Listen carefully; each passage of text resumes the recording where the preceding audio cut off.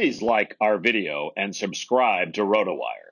Then go to rotowire.com/pod for a free 10-day trial. Hey everybody, welcome to the RotoWire Fantasy Baseball Podcast. Jeff Erickson and Fred Zinke here, and videocast. Thanks for everybody for listening and watching. Let's tackle some news. Speaking of closers, we have closer news out of Cleveland. James Karinchak is not the sole closer. It's a three-headed monster, although they always say that, and then first save chance comes along, and there's Karinchak in the ninth inning, and we'll see how it actually plays out. He's been walking guys this spring. He's also been striking them out. But they're also going to use Nick Wittgren. They're also going to use Emmanuel Clase. And kudos to Steve Gardner, by the way, for sending out the pronunciation guide that MLB that sends out to all the MLB outlets and all that. It's so huge to have that, because sometimes you're just not sure. It's like, are you sure? Well, let me just look it up. Now I don't have to guess anymore. But what was your take on this news? Well, I think we saw it coming a mile away. What I like is that the Indians, they didn't play any games here with fantasy managers, right? Like, it was right. They never said Karinchak was the closer. They always said they were open. That's right. To possibilities. Karinchak, like you said, we've seen the good and the bad of Karinchak in spring training. He's going to strike out half the batters he faces. He's going to walk a large percentage of the other half. That's right. So it's going to be a wild ride. There are closers who have been successful with the formula like that. I'm with you where I think, let's say their first 5 save chances, I could see 2 or 3 of those guys. Like, I think let's say this, out of their first 5 save chances, I think at least 2 of those 3 possibilities will have multiple chances out of the first 5. But we know how this goes. If one of them's starting to look smoother than the other, it'll be him. I was just going to say, if Karinchak gets the first one and goes 1, 2, 3, strikes out the side, or strikes out 2, clean inning, he probably gets the second chance also. Maybe. I could see. I feel like what they made a point of saying was he might not. That maybe if the heart of the order is coming up in the 8th, the second time, sure, that Wittgren gets the 9th or something like that. I hope that's true, by the way, because I have Wittgren and Talwar, so that would be useful. And I have him in labor, so I'm hoping to. But I'm hoping Karinchak is up for that first saves, walks the first 3 batters, and then hello Wittgren. I think the consensus is that Clase, just because his lack of major league experience, is the third guy out of that group. That's my approach for sure. Yeah, maybe more the guy who, if one of those guys is having a day off, let's say Wittgren needs a day off, and they want Karinchak in an earlier inning to face the heart of the order, then Clase gets a save chance. So, if I was going to guess saves right now, I would put Clase at 10 or less. I put him at 7 probably, and I put the other guys at like 15 to 20. But it won't work out that way. Like, Wittgren or Karinchak will probably have 25. Probably one of them gets a lot of saves. So. Right. Okay. Karinchak went all the way down to around 11 in my main last night. I thought that was totally a fair value. That's where he went my main on Saturday. He went like 7th in the previous on Thursday, though, which is pretty wild. Pretty big difference there. I think with his amount of strikeouts, I think you can justify him in round 11 as long as you even think he can get 15 saves. Like, if you even think the problem is he could get 5. Like, he could blow, like we said, he could blow a save chance or 2. Or just 1, and Wittgren could come in and convert, and then he just goes away with the job. So, right. But I think it was a fair risk in round 11 because you should get 100 strikeouts from him, and there just aren't a lot of 100 strikeout relievers out there. Yeah, that's right. I'm looking at your board right now, and it's pretty wild because, it was not quite as pushed up as mine, but I waited until the 11th round to take my first closer. Okay. Karinchak went 11-2. At 11-6, I took Jake McGee, who went 11-8, and yours too. Our friend Dalton Del Don of Yahoo Fantasy Sports. I got Emilio Pagan in round 12 on the comeback. Toby Gavin from Batflip Crazy, he took Pagan at 11-6. So it's a lot of seeing those same names. Casey Chaw took Anthony Bass at 11.13. That was his first closer also. There's 3 of us playing closer chicken. So I'm seeing the same names go in the same spots, except Jordan Hicks dropped to the 12th in your draft. Yeah, I think Hicks belongs in that group though. Like we Mm-hmm. think he's like it's like we think it's Pagan, but we don't know. We think Right. it could be McGee, we don't know. We kind of know it's Bass. We just don't know for how long. We hope. Right. And Hicks, we think it's Hicks, but we don't know. I had identified, so I decided to go early closers, Mm-hmm. and in that one took Chapman in 5, which I was really happy with. That's past his ADP, and then Rosenthal in 6. Um, the night before in a different league, I think I took Iglesias in 5 and Presley in 6 or something like that. I Right. can't remember exactly, but something like that. Anyways, I I did have a backup plan, and it was to try to. There was a few bullpens that I was going to try to grab both of the relievers from that I had identified where I felt like in that bullpen there were only 2 options, and I was going to try to get them both. Right. Did you feel the need to do that with any of your I had a the ones you grabbed? desire to do that. Well, Right, I had a desire to do that with San Diego to get 2 of the right, 3 at least. right. And then Pomerantz went 14-14 and Melanson went There goes that. 15-2. I'm like, Yeah, there goes that. there Yeah. goes that idea. Yeah, because you're right. It's the best laid plans, right? Like my plan would have been to take the second guy and probably jump him about 3 rounds, just to make sure I got him. But again, that may not have worked. Right. So, Right. yeah. So I thought there was it wouldn't have worked for this one, but I thought like Jordan Romano is kind of going around round 9 now. Mm-hmm. I'm finding if you can grab him in round 9, Rafael Dolis is still super cheap. Like you can get him in round 25 and beyond. Well, I don't especially think now that there's he's banged up a little bit, for sure. That's right. So I don't think there's anyone else in that bullpen they'll consider. Like I think Romano's the guy if you wanted to just hedge your bets and hold Dolis for a couple weeks. I think it wouldn't be a bad plan, but I really don't think they're going to go to the brand new Jays like Tyler Clippard or something before Romano. So there were some like Atlanta. I thought if you can get Will Smith in 9, you can get Chris Martin pretty late. So Yeah. Yeah. there Oh, were I some love are the easier than Smith Martin others. combo. That's like my Yeah. favorite combo because they're both really good pitchers, too. That's right. So you can use Martin in some weeks, right? Just Right. as a setup man. I thought Miami is not bad with Bass, and you can get Yimi Garcia really late, like in your bench. Sure.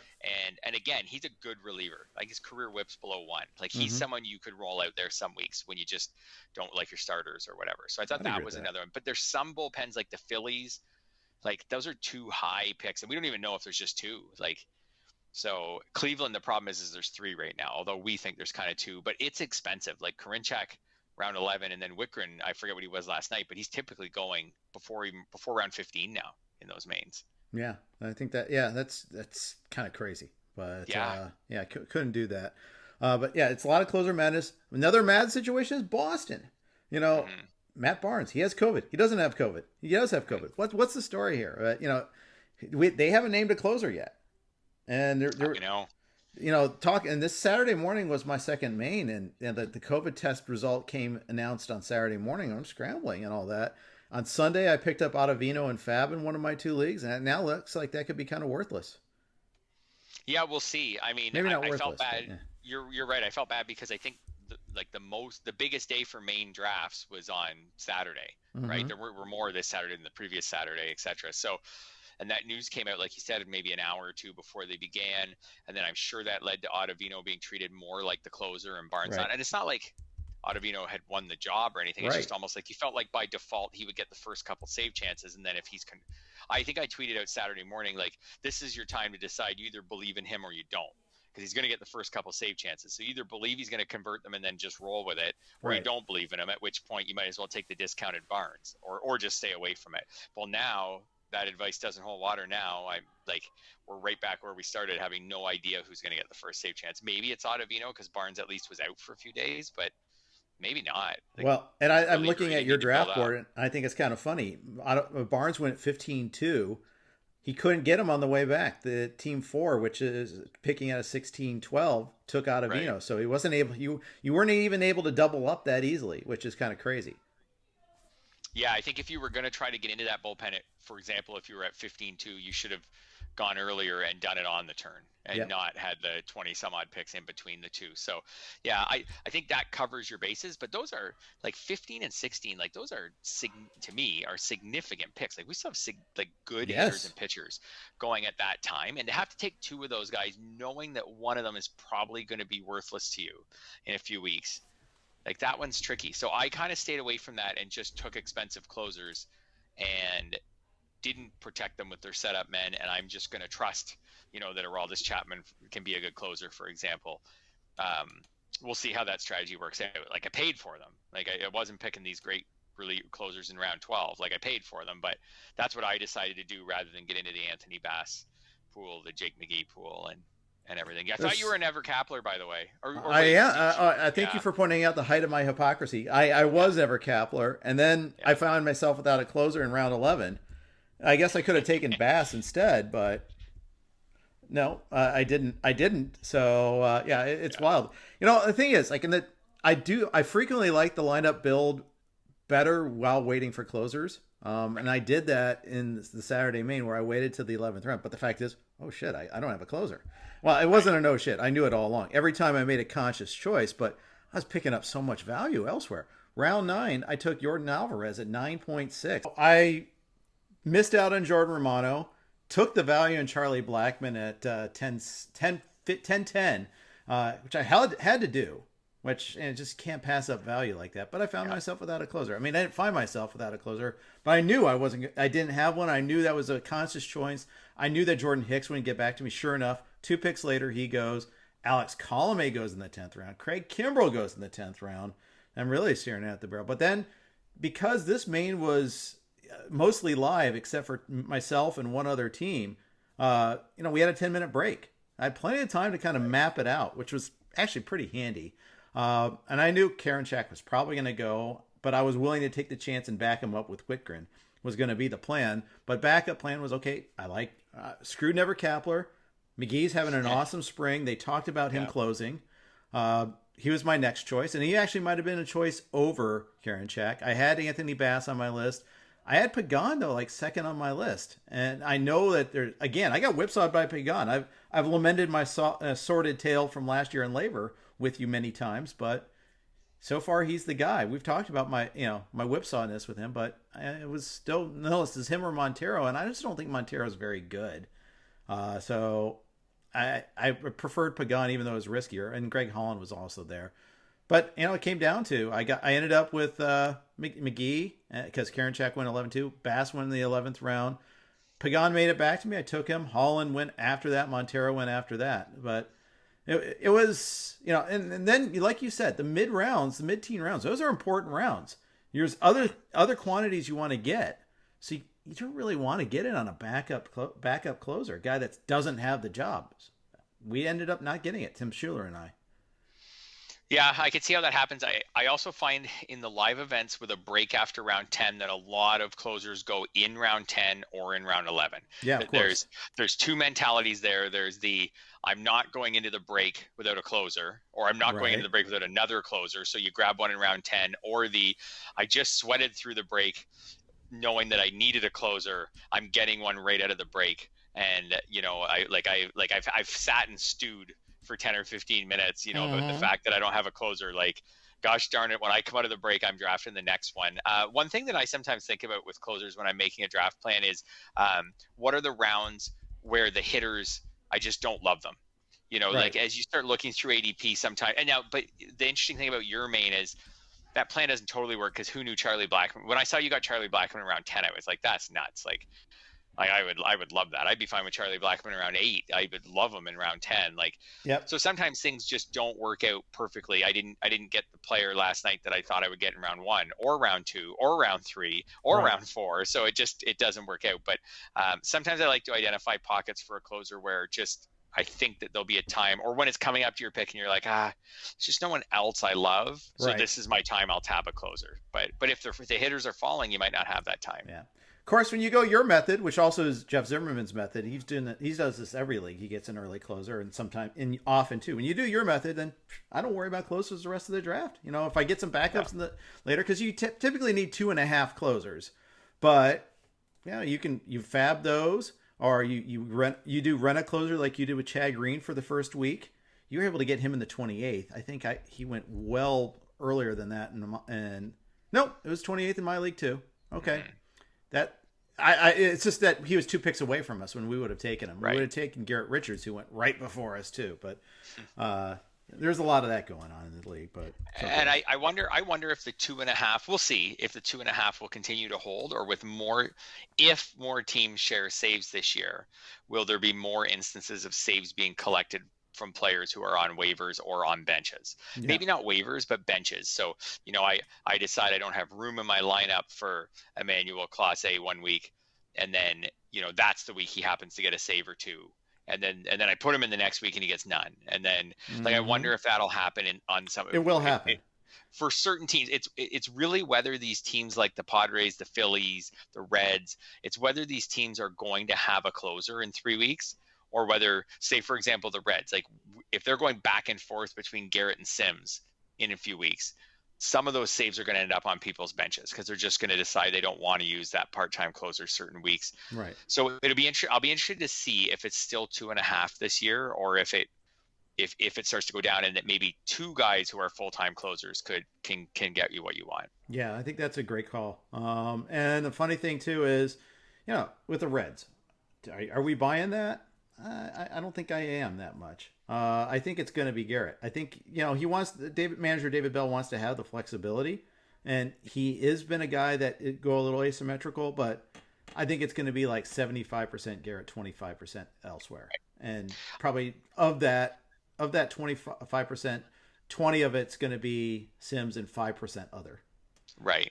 I think most fantasy analysts seem to be not, other than the Rays, most of us seem to be not believing these teams when they say that they have no closer. Like I think like we just did that with Cleveland. Cleveland said we got a 3-headed monster at closer, and we're like, no, you don't. No, you don't. No, you don't. You do for a couple weeks, but then you're going to have a closer. So this will be interesting. April will be our telling point. Like do we believe so? Arizona said they don't have a closer. They're going to share saves. I feel like a lot of people out there are still like, no, you don't. Whether it's Crichton or Soria, you'll have a closer by the end of April. So or they could be just switching all year long. Oh my gosh. And if they are, then we're going to have to take a lesson for that. We'll take a lesson for that in the next offseason. If a bunch of teams do that and switch all year long, that'll be it, to draw a fantasy football comparison. It's that change in running back usage, right? Where there's very few running backs who get 80% of their team's carries anymore, 75% of the carries. And we eventually had to get our head around that the running back 1 wasn't going to get as many carries as you thought, and the running back 2 is going to get more than you thought. So it'd be interesting to see. Right now they're saying they're going to share these things, but we're not believing them. We're still believing that they're going to go to 1. Did you see Torey Lovullo's quote though on that? I don't remember it. He specifically cited Kevin Cash as an inspiration. Okay. That gives some credibility to the notion of a committee, I would say. But he says he wants to evolve as a manager. All that. So, I would think that that's something that might play into that a little bit. The fact that Soria has been terrible too also plays into it. Yeah, and the Rays should be an inspiration for teams. And we've seen this already with the opener, with the piggybacking onto starters. Like, these are all things that the Rays have been ahead of the pack on, and other teams are like, teams can't copy the Dodgers. Like, they can't just be like, hey, you know what we should do? We should spend $200 million this year on our payroll. That'd be a great idea, right? Like, they just can't. Now, not to say the Dodgers do a lot of really smart things too, but the payroll is a big part of it. So teams can't copy that. The Rays, they can look at and say, okay, what are these guys doing? Are there some smart ideas here? So, this could be a change with more and more teams. We will see. They could, though, Fred. Every team could have a $200 million payroll. That's a different argument. They may not budget for that, but they could. They very well could. And if they could spend 200, then I guess the Dodgers would just go and spend 300. That would probably be once everyone else was spending 2, the Dodgers would be like, well, we'll spend 3, or the Yankees would be like, well, we'll spend 3. And that's the way it ought to be. Just compete like hell instead of trying to play Moneyball. A lot of teams are trying to go wins per dollar and say that they've won, but if you win 75 games, you haven't won jack. I mean, that's the thing. And, that's right. I that's the big problem. Before we get into your comprehensive Shohei Ohtani theory and recent news on him, quick note from Underdog. Fantasy baseball is here, and you've got to check out these new best ball leagues on Underdog. Best ball is the ultimate test of your live draft skills since there's no in-season management. That's right. Draft your team, and Underdog automatically credits you with your best performing players every week. You don't need to play the waiver wire or worry about trades. It's just the draft. Who doesn't love drafting? In Underdog Best Ball, you can draft as many times as you want because you don't have to do any roster management, saving you loads of time.